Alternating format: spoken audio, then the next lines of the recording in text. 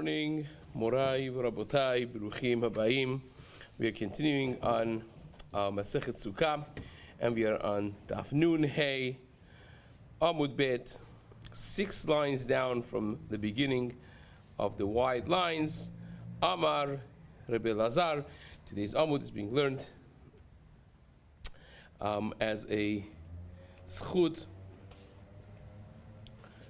for the Refuah Shelma Rachel bat Nahid, Rachel Simcha bat Nahid, Rachel bat Miriam, Shira bat Chemda, and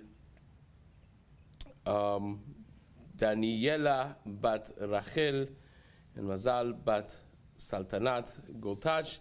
His Amud is also being learned as a Aliyat Neshama for Herzl ben Nuriel and Betzalel ben Rafael and Esther. This Amud is also being learned as a Zechud Refuah Shelma for Daniel Moshe ben Avraham, that should have a Refuah Shelma. Amen.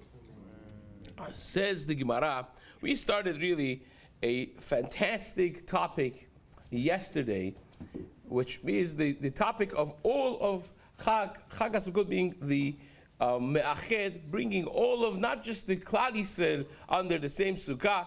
We said this in the first Perek, Kol HaEzrach BeYisrael Yeshavu BaSukkot, and Sukkot is really written Sukkat without a Vav, which means, this Me'ached, everyone, the Sukkah is Ra'ui to be for all of Klal Yisrael. And we spoke at the time how Chag HaSukkot is a Me'ached, it brings everyone together. When you leave your houses, your individual life, and you come together as one nation. But Chag HaSukkot also is a Me'ached of all of humanity, in that sense that the 70 bulls that are brought in Chag HaSukkot each represent one of the kochot in the world, one of the nations of the world. We bring korbanot for all of humanity on Chag HaSukkot. So says Rabbi Elazar, Haneshivim parim keneged mi.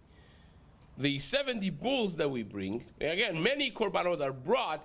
We mentioned, aside from the 70 bulls, there's going to be Shtei Elim, Sa'ir Echad, and also 14 kvasim every single day. But the 70 bulls that goes on a descending order is keneged Shivim Umot, is keneged the 70 nations. Now, one of the reasons that it goes on a descending order is to kind of put a cab on the koach of Umot HaOlam, that it's like a descending thing, is holech, it goes and diminishes in that way. It ends with Klal Yisrael at the end, certainly being the focus of HaKadosh Baruch Hu in a special way that the Gemara even says it directly. Par Yachidi Lama. On Shmini Atzeret, you have this one bull that's brought, this only korban. You go from 13 to 12 to a diminishing order of 7, and then all of a sudden you jump into 1. So says the Gemara, that Par Yechidi Lama Keneged Uma Yechida, the one and only par that is brought on Shmini Atzeret is corresponding to the one and only Uma, which is the Uma Yechida. Now the Gemara gives a mashal. Mashal lemelech basar v'dam. The example of this is a king. Sha'amar la'avadav, asuli seuda gedola. The king tells his subjects, his servants, make me a big seuda. Le'yom acharon, after all the days of the seuda, the party passes, he tells them, Amar le'oavo, aseli seuda ktana. He goes to his beloved confidant, the closest friend, and says, okay, it's been a nice time with everybody, but I want to spend some private time with you. Let's make a small seuda, only me and you. In order that I should have some benefit privately with you, as a small seuda. Doesn't have to be fancy. Only me and you spend some time. Now, the Midrash says a little bit of a different example. It says the king's son was getting married, and the entire 7 days of Shivat Yemei Mishteh, the son, the Chatan, is busy with the guests. He has to dance with people, has to pay respect to people who came for his wedding. He's busy. So at the end of Shivat Yemei Mishteh, when the guests leave, the father comes to the Chatan and says, I understand that the 7 days you were busy with all the guests. I want to have a little Suda with you. Nothing big. One chicken, a little meat, a little wine. We'll sit together. We'll spend some private time. And HaKadosh Baruch Hu tells Klal Yisrael, I know that you were busy with all the guests, with all the Shiv'im Ha'umot, bringing korbanot and so on and so, tending, so to speak, to the world issues. Now I want just a private day, just me.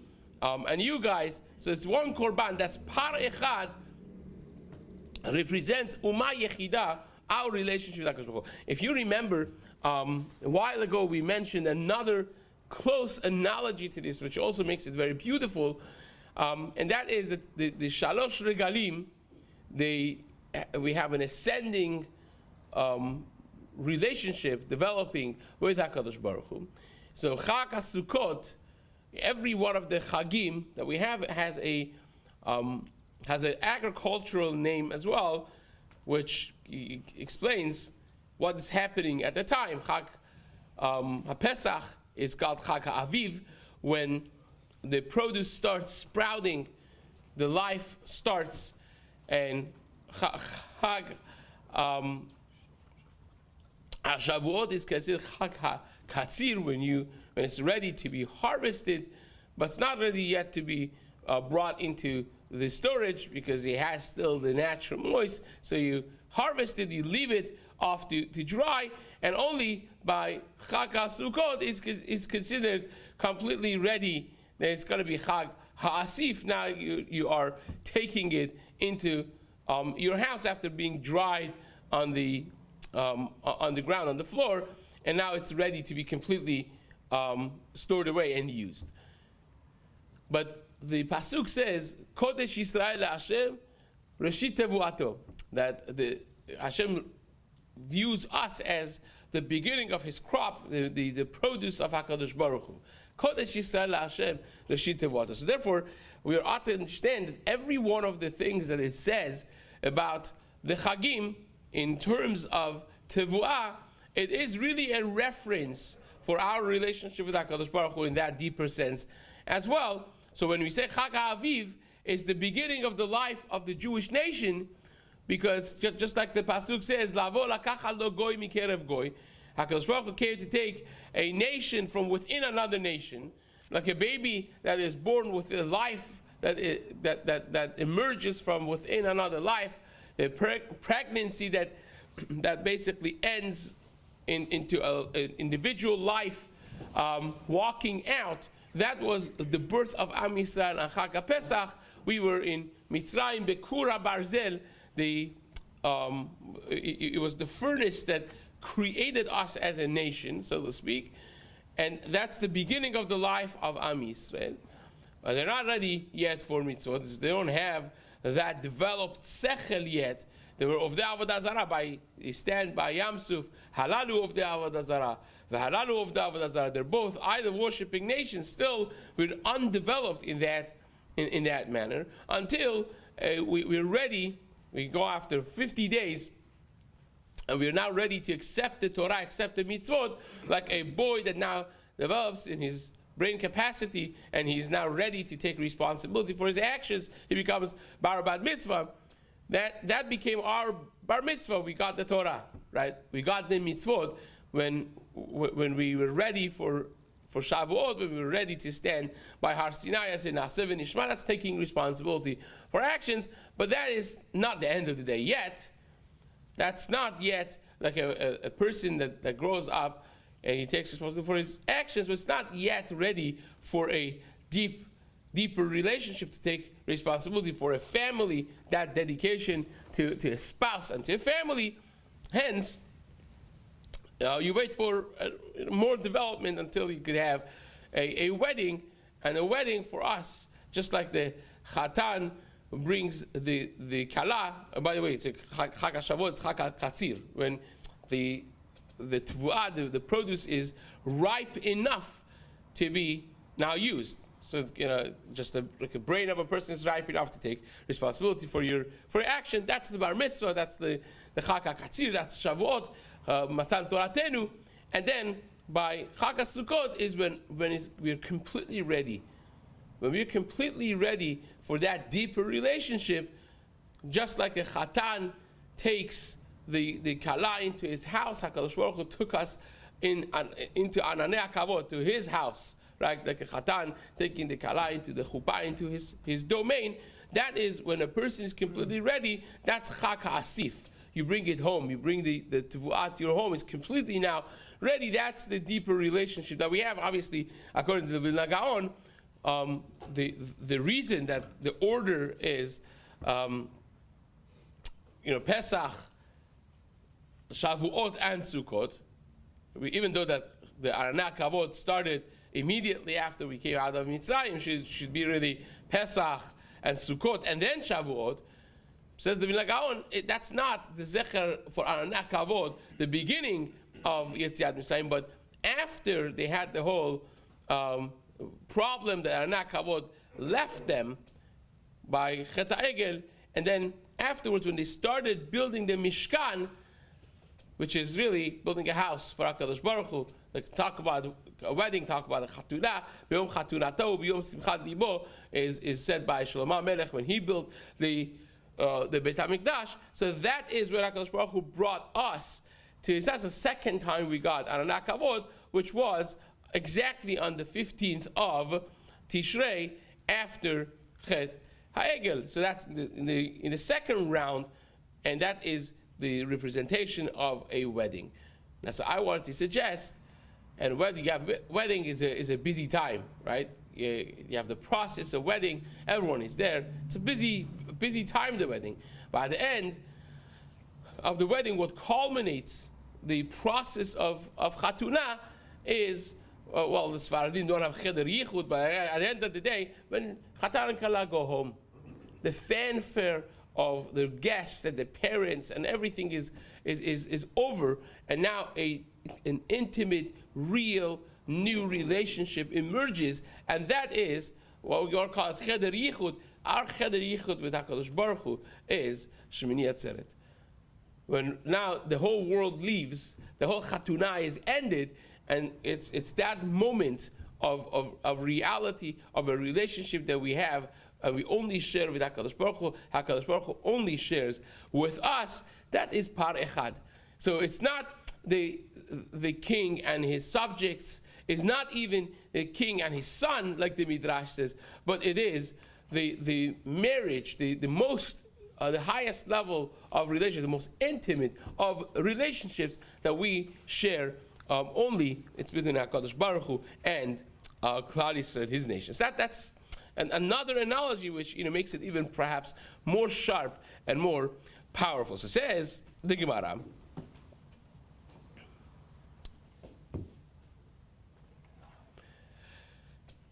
Amar Rabbi Yochanan, Oy lahem le'ovdei kochavim she'ibedu ve'en yod'in ma ibdu, ma she'ibdu.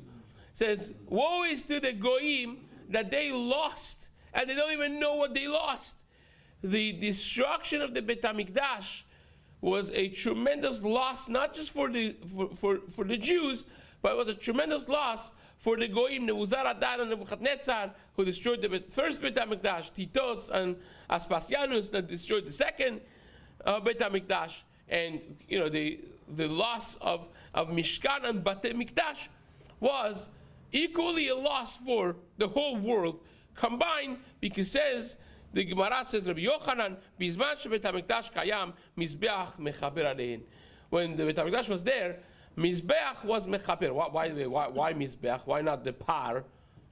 The Aruch HaNer says because the Goyim could bring korbanot anytime. Even right now they could bring korbanot. Today in 2025 they could bring a bama. They could have a bama and bring a korban, but that's not necessarily mechaper on them. The process of the Beit HaMikdash, the korbanot that was brought there, is mechaper, which is really the Mizbeach. Mizbeach mechaper alein, v'achshav mi mechaper alein. Now, you don't have that element of kapara, of atonement any longer, not just for the Jews, but even for the Goyim. So again, Chag HaSukkot was this unifying element, bringing the whole world together as subjects of HaKadosh Baruch Hu, being an element of kapara for everyone as well. Now with that, we go to the next Mishnah, who's going to discuss the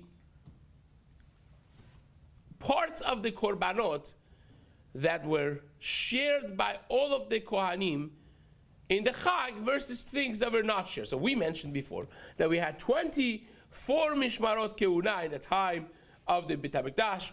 We spoke about the history of that, starting with 8 in the time of Moshe Rabbeinu, going up to 24 in the time of David and Shmuel HaNavi. And those 24, they had, every one of them had a week that was dedicated to them, so they got around to it twice a year. The cycle repeated itself of going through all the Mishmarot HaKeuna, 2+ cycles. So the only times that the Kohanim all came to serve, they could openly, meaning a Kohen can't just show up in the Beit HaMikdash and say, I want to bring a Korban. It doesn't work like that. It has to be the time for his Mishmarah. But there are 3 times during the course of the year that any Kohen could show up and say, I want to serve. And that is during the Shalosh Kalim of Pesach, Shavuot, and Sukkot. Now, even during the Shalosh Regalim, not every single thing is for all the Kohanim to do. Still, there are certain korbanot, as we'll see in the Mishnah, that would be specified for the Mishmar of that week, whatever happens to be in the cycle, in the normal cycle of the Mishmarot, and then certain other ones would be free for all, that all of them would take part in. So it says the Mishnah, Bishlosha prakim b'shana, hayukol mishmarot shavot b'imurei harigalim. 3 times a year, all of the Mishmarot HaKeuna were sharing in the responsibility and the privilege of being able to bring all the Emurei HaRegalim, or the Korbanot of Regel. Ubechiluk lechem hapanim. And also in dividing of lechem hapanim if it fell to be on Shabbat. Now, the reason I'm saying it fell to be on Shabbat is because obviously in every Pesach you have Shabbat, in every Sukkot you have Shabbat, because every 7 days one of them is Shabbat, but Shavuot is not necessarily like that. Shavuot would only be if Shavuot fell to be on Shabbat, then you would have Chiluk Lechem HaPanim as well. Lechem HaPanim always was divided on Shabbat. That's the day that you bring the new Lechem HaPanim, you move the old Lechem HaPanim from a week ago off the Shulchan, which was a piping hot, fresh tasting bread. It was one of the miracles that happened on a regular basis in the Beit HaMikdash. The Lechem HaPanim would stay fresh and hot from one week to another, and then on that Shabbat they would be dividing it between the Mishmar that was serving that week, right? Now, Mishmar HaYotzeh, Mishmar HaNichnas, but those are the Mishmarot that would take Lechem HaPanim. Now, if Shabbat Chol HaMoed comes, Shabbat in the Chag, or if Shavuot is on Shabbat, then every single Kohen gets a chelek of Lechem HaPanim. It would be obviously much, much, much smaller, but then they all have the right to divide in Lechem HaPanim. So says the Mishnah, Be'atzeret, if Shavuot falls to be on Shabbat, now you have 2 things to divide. You have Lechem HaPanim, but you also have Shtei HaLechem. Now, we already explained before that Lechem HaPanim was matzah, was not chametz. Like it looks pretty big and thick for matzah, but Lechem HaPanim was not chametz, could not be chametz. It has to be matzah. And Shtei HaLechem, the korban of Chag HaShavuot, those 2 loaves of bread were chametz. So when it falls to be Atzeret on Shabbat, Shavuot falls to be on Shabbat, then the Kohanim would get a chelek in Lechem HaPanim, and they would also get a chelek in Shtei HaLechem, would be divided between the Kohanim. And on that, says the Gemara, Omer lo helach matzah, helach chametz. The person dividing it would give a piece to them from matzah, from lechem hapanim, and would tell, oh, here it is, your chelek of matzah and chelek of chametz. Now we'll see later on in the Gemara that the order actually matters, but the reason that they had to say it like that is because the Kohen cannot swap his chelek in one with another Kohen. Every Kohen has to get chelek of this and chelek of that. So it's not that you're standing there together and one of you likes matzah, one of them likes chametz. Says, you know what? I'll take your chelek in lechem hapanim, you take my chelek in shtar lechem. Doesn't work like that. Everyone takes their chelek in matzah, their chelek in chametz. So says the Gemara, the Mishnah, mishmar shezmano kavua, the mishmar whose week of service is then. Now again, every Kohen from all over the place could be serving during the Chag, but still that week the Chag falls to be on is on in order of the Mishmarot is somebody's turn, right? So that Mishmar whose turn it is that week, they still reserve the rights of the Korbanot that have nothing to do with the Chag. Right? There's still Korbanot that are brought that are not necessarily related, attached to the Chag, and that is Makriv, Temidin, Nedarim, Venedavot. They still bring the Korban Tamid Shel Shachar, Korban Tamid Shel Ben Harbayim, those daily Korbanot that have nothing to do with the Chiyuvim, the obligations of the Chag, still are brought specifically with the Mishmar whose week is that week, right? What else? Nedarim Venedavot. If someone said, I bring a neder, nedava, and they bring it to the Beit HaMikdash, does that have anything to do with the Pesach and Shavuot? No, has nothing to do with it. It's a korban that will be the same year round, and therefore those korbanot would go still to the mishmar of that week. Other kohanim cannot take part in those korban. What's the neder and nedava? What's the difference between neder and nedava? We'll refresh our memories. Neder is when a person says, Hare alai ola, I will bring a korban ola, right? So then afterwards he chooses an animal and he brings that korban ola, which the skin goes to the kohen, right? So which kohen gets that? Which kohen gets to bring the ola and keep the skin? It would be the mishmara of that week. That's neder. What's nedava? Nedava is you go to your flock and you see you have an unusually healthy, big, beautiful animal. And say, this should be for Hashem, right? I'm going to bring this animal as a nedava for Hashem. That's nedava is specified in the beginning. Whereas by neder, you say, I'll bring a korban ola, right? There are no specifications at the time of neder. Then you go, of course, if you have to go pick up a korban to go bring it. But nedava is this. Hare ze ola. This animal should be korban. What's the difference halachically? They don't have a lot of differences. The main difference is what happens if this animal that you picked is going to be struck by lightning and dies. What now? Well, if it's a neder, then nothing. You just choose another one and take, because you said you're going to bring a korban ola. So you chose this one. He died. Chazaku baruch. Next. You would bring a different one. But if you said, what prompted the nedava, the korban, was, I want to bring this animal as a korban, so it's specifically limited to this animal. So if this animal dropped dead, then you are absolved from your obligation of bringing any korban, because you just wanted to bring this one, and this one is not available any longer for being brought as a korban. So neder and nedava have nothing to do with Chag Pesach, Shavuot, Sukkot. People who bring korbanot that are unrelated to the Chag, those korbanot would be brought by the kohanim of the mishmara of that week. Ve'she'ar korbanot sibur umakriv et hakol. So says the Mishnah, they bring the temidin, nedarim, nedavot, ve'she'ar korbanot sibur, and makriv et hakol, and they bring everything. So it's, things that have nothing to do with Chag still is limited to that mishmar. Says the Gemara, Imurei haregalim shel gavoa ninu. Gemara picks on a very specific language in the Mishnah. The Mishnah started with Bishlosha prakim bashana hayu kol mishmarot shavot beimurei haregalim. What's imurei haregalim? The fats. What do you do with the fats of korbanot? You burn them. So what do you mean the Kohanim share in imurei haregalim? Kohanim get nothing of the imurim.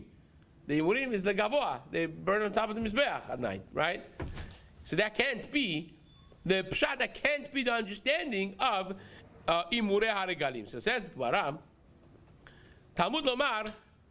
Amar Rab Chista. Mashe amur bargalim. Imurei haregalim doesn't mean the fat, but it means mashe amur bargalim. Any korban that is said in the Torah to be associated with the obligations of the regalim, that's imurei haregalim. Ha'amur bargalim, all of those korbanot, the mishmarot ha'keuna, all of the kohanim share in those.